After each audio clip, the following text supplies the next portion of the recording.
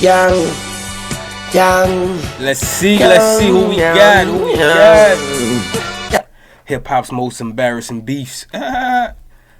From Diggy Simmons, and then they start off with the name Diggy Simmons. Cole hooked up with his sister and getting clowned for it, to Rich the Kid getting jumped by a 5'4" I remember that. Vert and running Uzi away. had this There boy have been running all up and down the street in hip hop. So today we're See, going if to this look was into now, we'd hip-hop's think it was most scripted, but it was embarrassing back beefs. then. That Starting dude was off definitely with Diggy real. Simmons versus J. Cole. Diggy Simmons is the son of Reverend Run, one of the founding members of Run DMC. I remember, I think Diggy was taking up for his sister or something. Because he started. So you gotta respect it. He was Lil Bro taking up for his sister. That was what her older brother JoJo should have been doing, but he a cornball. I respect Diggy way more than JoJo. Started his acting career. And while he did have some success of his own in music, one of his most notable moments was his beef with J. Cole, which in my opinion might have been one of the most embarrassing in hip-hop history. See, he had came to the game so young, everybody get that little image of you when they figure, you know, you're a little young nigga and shit, but now that man that grew up, you hear me? Keep in mind, Diggy started his music career while he was still really young, now. So this beef kicked off when he was just 17. Some tensions started to build up after J. Cole released 2 songs, Purple Rain in 2010 and Grew Up Fast in 2011. Diggy took offense to the lyrics in both songs, which were seemingly directed towards his older sister, Vanessa Simmons.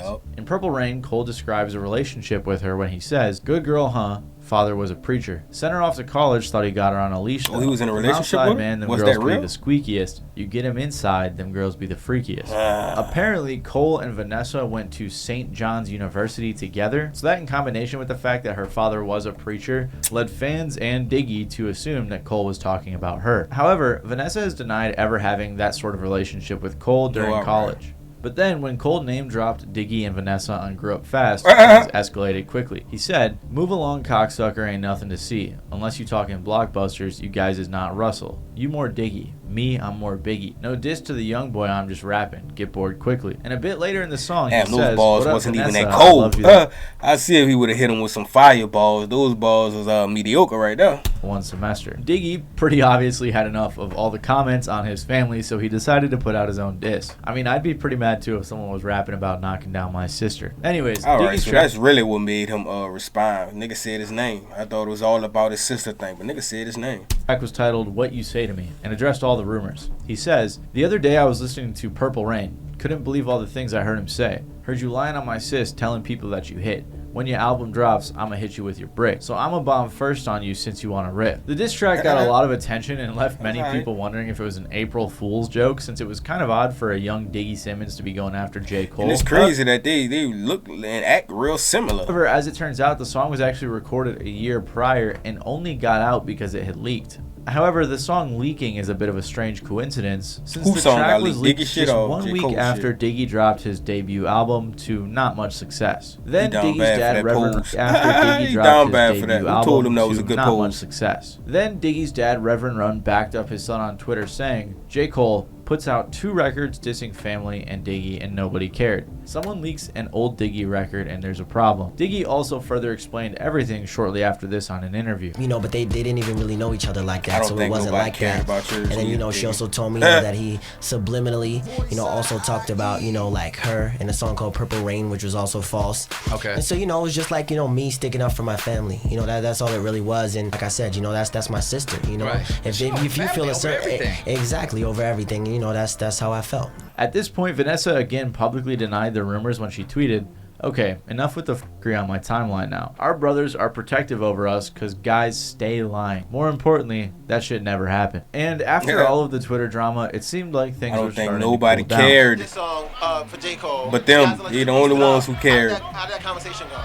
He was the only ones responding. No fans were saying nothing. It was just like, you know, he came up to me and he was just like, you know, it's all good. I didn't even mean it in that way. Like, you know, none of that even happened, and I wasn't saying that I was doing any of that. That song that I made before he even made that song that had my name in it. So, I mean, it was whatever. I wasn't really tripping. Now, how you make a song about a nigga half a year before later, you even have... when Kendrick invited So you Cole sound on like you stage lying. to perform with him, Cole dropped a line that many people thought was targeting Diggy. He says, "Picture me hating on a young guy with talent. Album flopped, but it's cool he caked out on his allowance." Which is pretty funny because he's, you know, a Nepo baby. So in response, Diggy came back quick with his own diss track titled "Fall Down," which was debuted on The Breakfast Club. Diggy rapped, "I guess I rattled you, Snaggletooth. You know better. Thought J stood for Jermaine, not Jet Setter. You seen me and shook my hand, coppin' please in person. Now you act less than a man mentioning me in verses. You used to have dreams of my big sister kissing ya. Now it's nightmares of her little brother dissing ya. By this point, Cole had only done some like subliminal low-key disses, didn't seem real into the beef, and he didn't even drop an entire diss track. But after Diggy had a leaked diss track and a released diss track, people were starting to make fun of him. They were clowning on him pretty hard because he kept going at Cole with multiple tracks that never got a response. And on top of that, Cole allegedly smashed his sister. Diggy tried to explain that he was only defending himself in an interview with ThisIs50.com when he said he tried to capitalize off the opportunity after a while. The fans and even other artists fully turned on Diggy in the beef, making it out to be one of the lamest in recent years. Even Childish Gambino referenced the incident on his song Eat Your Vegetables when he said, "No one cares like it's J. Cole and Diggy." It started to become pretty obvious that Diggy was just using this beef to get more attention in the music industry. By not responding, Cole basically turned all of Diggy's weapons against him and perfectly summed up the situation when he went on to The Breakfast Club.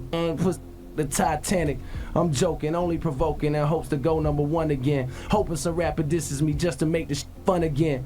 It's no fair. Pac had Mobb Deep and Biggie, and all I get left with is Tyrese and Diggy. This is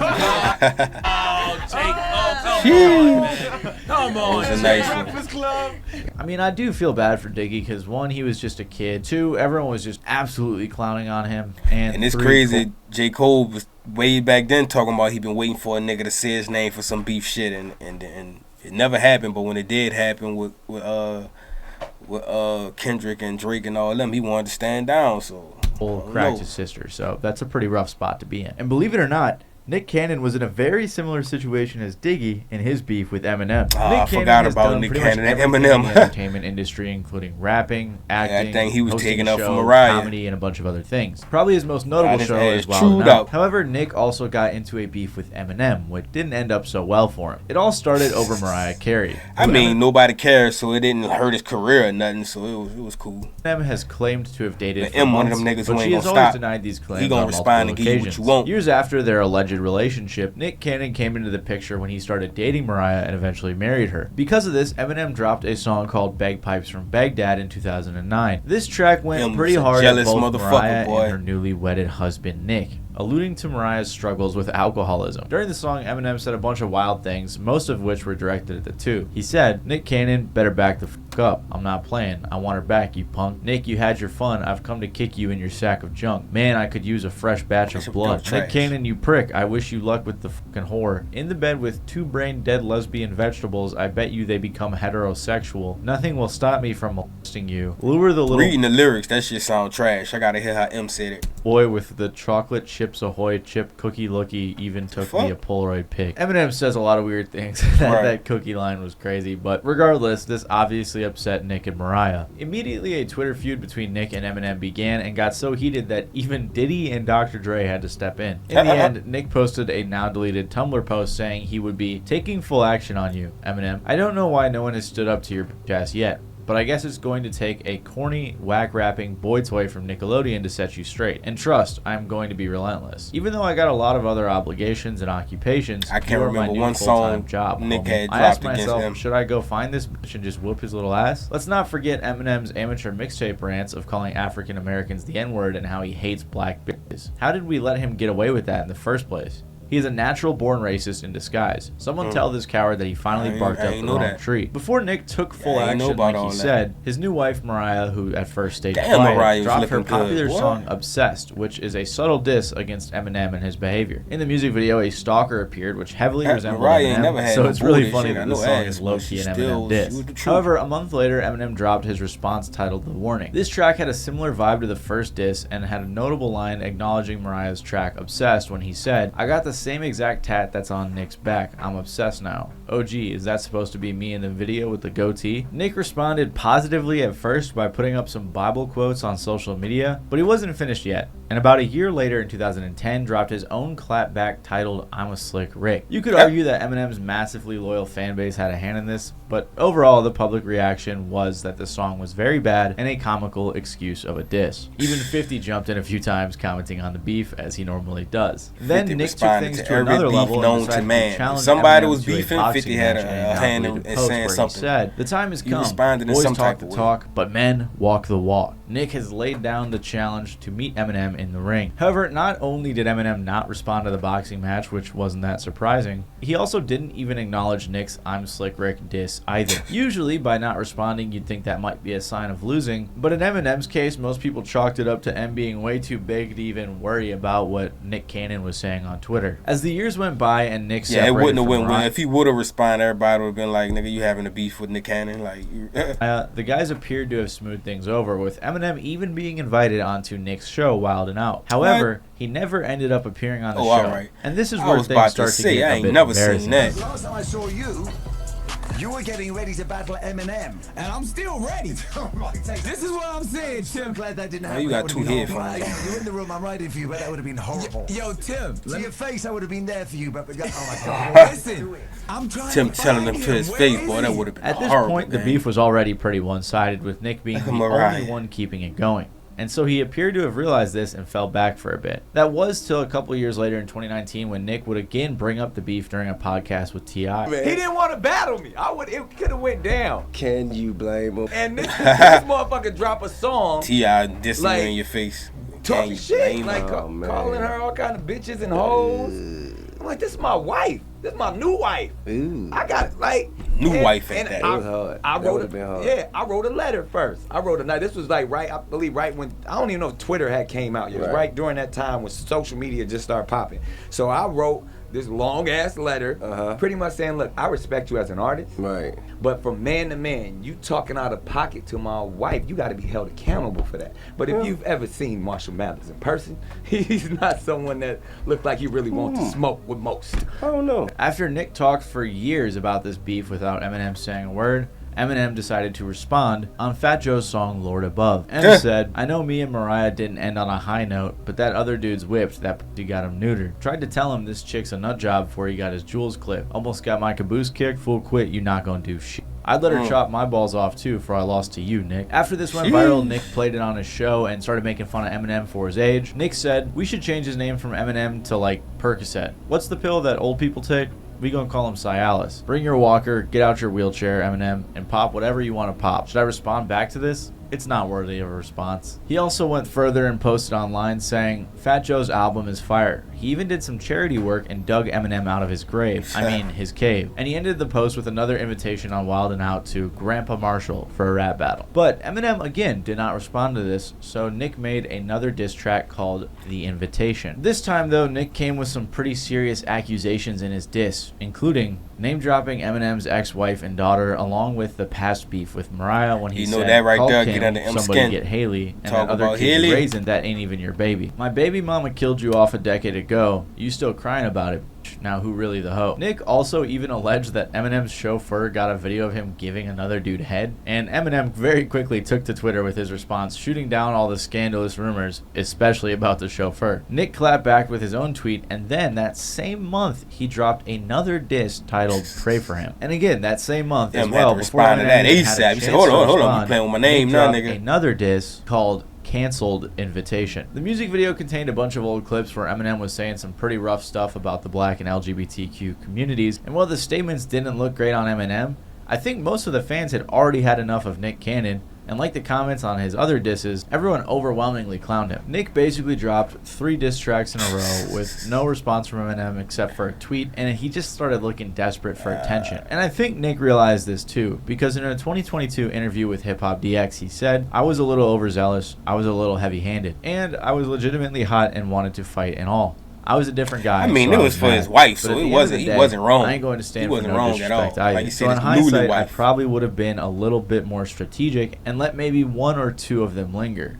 But to me, I showed up with a cannon to a knife fight. So I think he still thinks he won, which is kind of crazy. There haven't been any updates on the situation since then, but after Nick dropped 3 diss tracks to no response all within the same month, I think it's safe to say who won that battle, but I'll leave that up to you guys to decide. And Nick must have been smoking something crazy to think he could beat Eminem in a diss battle, but that doesn't mean that we should be smoking it too. Flavored air is becoming a major alternative when it comes to What the hell? been plenty of embarrassing beefs in hip hop. man. So today we're This going to nigga. have a notable line acknowledging it. And I was legitimately hot dance. For a limited time, if you saying, "That's why you should have signed with Rich forever." Uzi very quickly clapped back. Anyways, let's get back to the video. But at least the situation never got physical, because when Rich the Kid beefed with Lil Uzi Vert, he didn't end up getting that lucky. Around 2018, Rich the Kid and Lil Uzi were both already pretty relevant. So when the two rappers started beefing, everyone took notice. But Ain't instead no, of a bunch Rich of the Kid heated was that diss tracks bitch made, back boy. and forth, we got something You a let a little bit nigga different. like that In run you. You 2018, shouldn't let Uzi was anybody posting about run some you down label like issues that, he but was having Uzi? with DJ Drama because he signed to his imprint, Generation Now. Uzi dropped some games saying, Uzi had to tell a nigga, hold my purse before he started running after this nigga. God damn. and if y'all do sign to a major. Don't sign to a rapper. Or a DJ. It's just easier when the time comes for that fake shit. A couple of hours later, Rich the Kid replied, somewhat making fun of Uzi by saying, "That's why you should have signed with Rich forever." Uzi very quickly clapped back saying, "Boy, I'm not signing for 20 racks." Then, 2 days later, Rich posted on his Instagram story, sort of making fun of Uzi. "Hey man, your boss ain't treating you right, your CEO ain't treating you right, man. Come over to Rich Forever Music, you know what I'm saying? Come over to Rich Forever Music." About a month later, after no response from Uzi, Rich Nigga took better not his sign offer for back. 20 And I don't racks. even know if this was a real offer or not, but it just seemed like Rich was forcing a beef that wasn't even there in the first place. Right? Yo, if Uzi didn't have a deal, would you sign him? No. Why not? Not right now. Maybe back then. Really? Yeah. Why not now? Rich the Kid still got dreads? Because they look like from here, them bitches probably done fell out by now. Personal reasons I wouldn't sign. When you start your shit all About a skinny month like later, that, the Uzi longer came they back get, they with a just start pretty falling out funny like and Uzi shit. unserious response, posting That's why it's better to start them bitches off thick. You know what I'm saying? Damn picture near with Wick him in style the and crowd, just let and them the get crowd was long and tagged thick. as Rich the Then Kid. Uzi had also recently dyed his hair green, and Rich the Kid had green hair, so he responded saying, "Oh, look at my son Lil Uzi Vert trying to look just like me." Things started to look especially bad for Rich when the next Rich day he was, posted a snippet of a he was diss reaching. track on Uzi. In the preview, some lyrics directly tied to Uzi were, "Your money getting shorter," which is a jab at Uzi's track Money Longer. Then later in the song, there was a reference to EXO Tour Life where he says, "All them dead friends, you a little middleman, you a little man." Again, while Uzi was seemingly trolling, it just looked like Rich was trying to force it. However, things began to simmer down for a while. That was only until months later, during the week of Rich the Kid's debut album release, when he decided to revisit the beef by fully releasing the Uzi diss track, Dead Friends. This was obviously a move to get a bunch of attention around the album drop, and a bold one at that, especially with what was depicted in the video that dropped later that month. But before the video was dropped, Uzi did respond with a verse on a G Herbo song. Uzi said, "Rich mad cause you're ate my kids or something." And later, "I'm going mode, TY, tell me when to go. Boy, you ain't rich, you a bitch." Rich called the response trash and went through with dropping the craziest music video for Dead Friends. In the video, an Uzi lookalike desperate to sign a record deal is jumped and then buried alive by Rich and his crew. At the same time, Rich also released a remix of 3-6 Mafia's That was Run It crazy. track, which Not included that, but several the disses thing aimed at with Uzi Uzi. just On now. top of this, in following weeks, Rich Uzi continued to lookalike. keep the beef alive, yelling stuff out at concerts like, "That guy, Lil Uzi, man." By this point, again, Uzi didn't seem that serious because someone asked him about the beef and Uzi said, "Bless Rich and his family." Again, he could have been trolling, but at the end of the day, Uzi was not taking this too serious. For about a month, nothing really came from either side. At least that was until they ran into each other while they were both in Philly performing for big from rock either looking side. bodyguard. At least that was Look at until this they nigga. ran into each other while they were both in Philly performing for the Roots Better picnic. not be Basically fucking what Rich happened was Uzi bodyguard and his and crew you pulled running. up on Rich and his crew. How you gonna seemingly run and you trying got a to talk things bodyguard? out at first.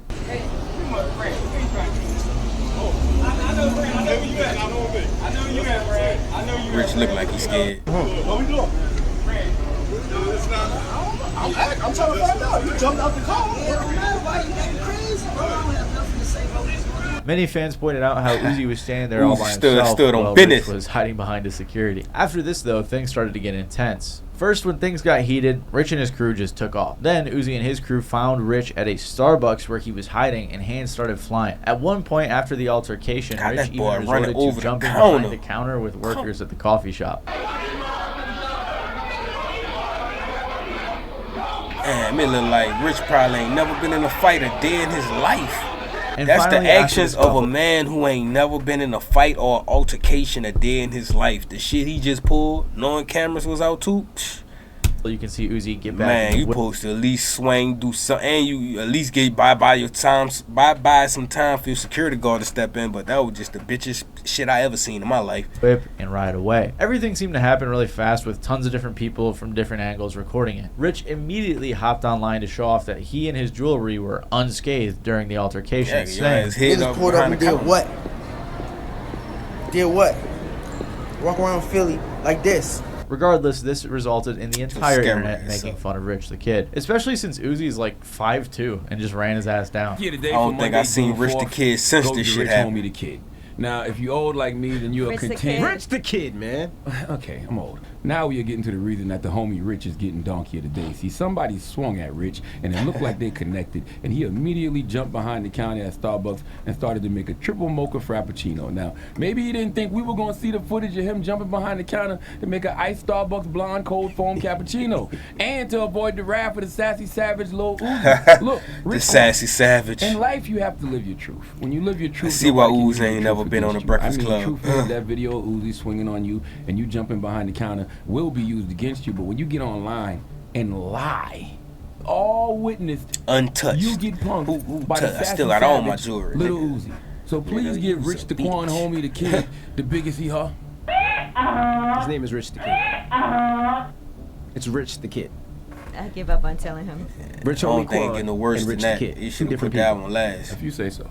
But then for the years following, we wouldn't hear anything about this. Eventually, though, it seemed like the beef was squashed, and Rich spoke about it in an interview. Rich, I'm just gonna straight ask you, man. Where is you and Uzi Vert's relationship now?